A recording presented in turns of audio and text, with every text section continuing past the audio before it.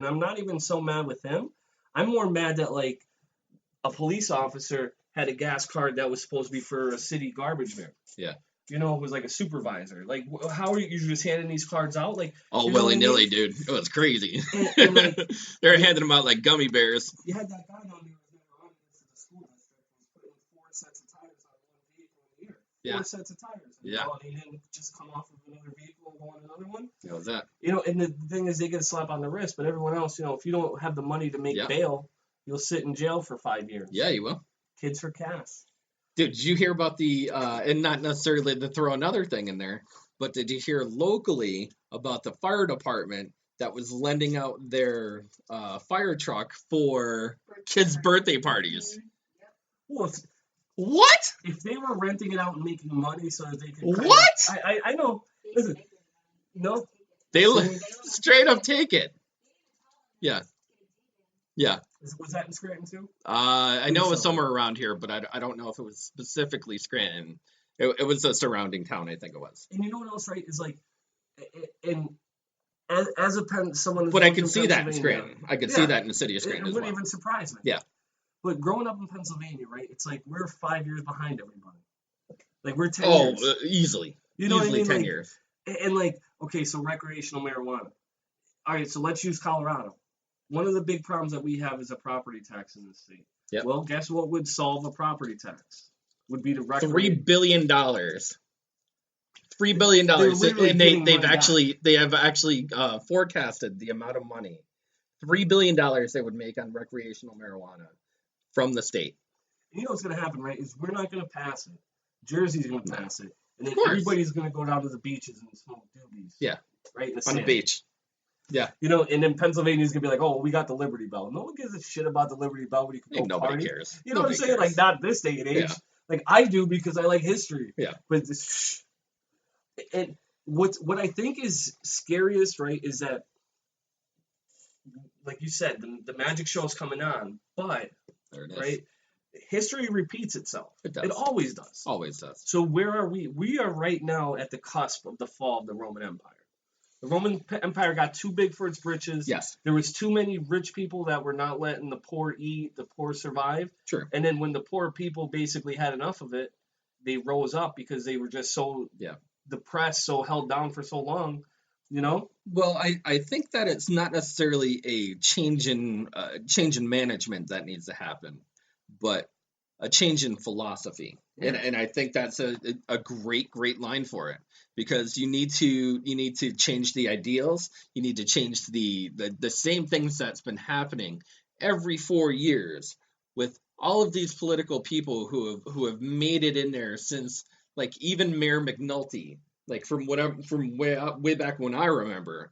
It was Jimmy Connors, it was Mayor McNulty, it was Casey, it was Donahue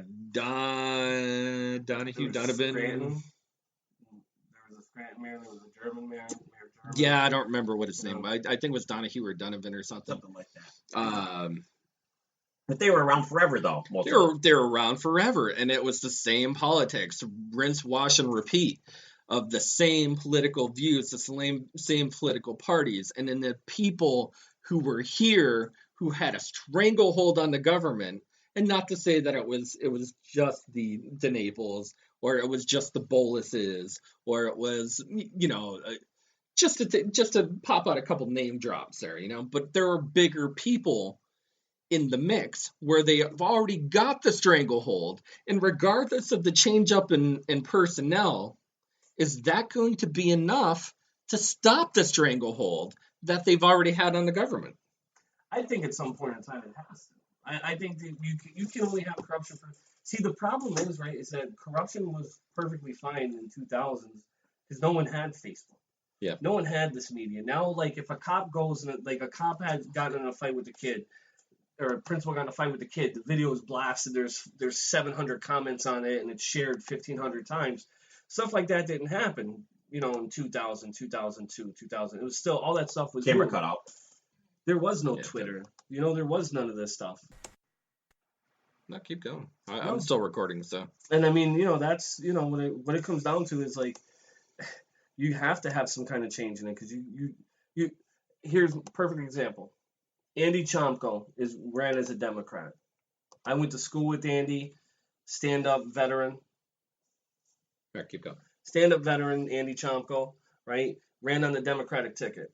Didn't have the name, had the right ideas, had the right beliefs. An idealist.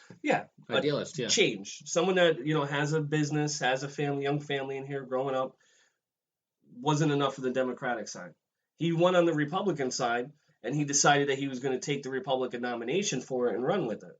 Mm-hmm. So I'm interested to see if the Democrats that voted for him in the primary, are they going to flip their party affiliation? And cross. Yeah. You know what I mean? Because, are you going to help out someone? His ideas haven't changed, just his his party affiliation. Yeah. Well, why should there be party affiliations? Why can't you just say, this is what I believe in, this is what we're going to do? Do you have to be Republican to say this is what you want? Do you have to be the Democrat to say what you want to say? Well, I think a lot of times things like that are just meant to divide. Yes. I think that's the greatest thing that politicians can do is divide a group. Oh, yeah. Because once you understand, like, okay, there's 10% of the world, 5%'s Democrat, 5%'s Republican that are the richest people in the country here. But that other 90% is completely divided up amongst fairly even, 30% or whatever the math would be. Basically, it's independent, Democrat, Republican, but you'll never have a Republican who says I'm pro-choice, and you'll never have a Democrat that says they're pro-life for the most part. They'll only put that cloak on because they're in Texas or they're in Mississippi or wherever, George or wherever those, and I think that we're all starting to finally realize that, like, I'll take an independent that, is going to tell me like it is instead of, I think that's what the best thing that came from Trump was the fact that, people just got fed up with the same norm. He shook up the establishment. Yeah. Which is good, and someone, it's just unfortunate that in that election we didn't get to see the extreme right against the extreme left. Because that's kind of like, we could have actually seen, if Bernie Sanders won the nomination for the Democrats and Donald Trump continued to win for the Republicans, you would have seen the results of a civil war without having to pick up guns. That's true. I think, like, it would almost be like if they went and voted against the slavery issue. And not to say that even with Hillary Clinton, like, she was a constant flip-flopper from the very start. Absolutely. And she had changed political views. She had changed political topics. She had changed her idealistic views from one side to the other as well. Mm-hmm. And I mean, that was very, very well documented, through social media and news and blah, blah, blah, blah, blah. But what else surprises me, right, is that, like, the anti-Hillary Clinton train, which was steamrolling, Fox News, whoever, all these people that created it, right? Steamrolled, but, like, literally, people in the country decided that they wanted to go with the person that was least experienced to carry us into a situation like we're in. That's true. And it just, like, because I'm not trying to, Hillary Clinton aside, she was the one of the first, if not the first lady to have her own wing in the White House that she ran and did her own, like, she was prepared. She was a senator, that, and now, like, when me and your brother had a discussion, I said, like, Kamala Harris, well, she's attractive.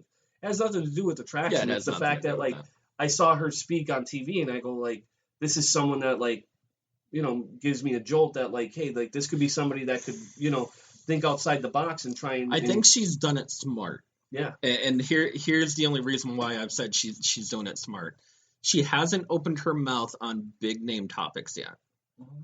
And that's good. Because everybody who's opened their mouth on big name topics has been blown out of the water and they stuck their foot in their mouth. But you have to agree with me, right? That somebody like her or somebody like that lady from Minnesota is probably going to be the vice president in the Democratic ticket. Because we all have to understand that if we think that, in the next 20 years, the woman that,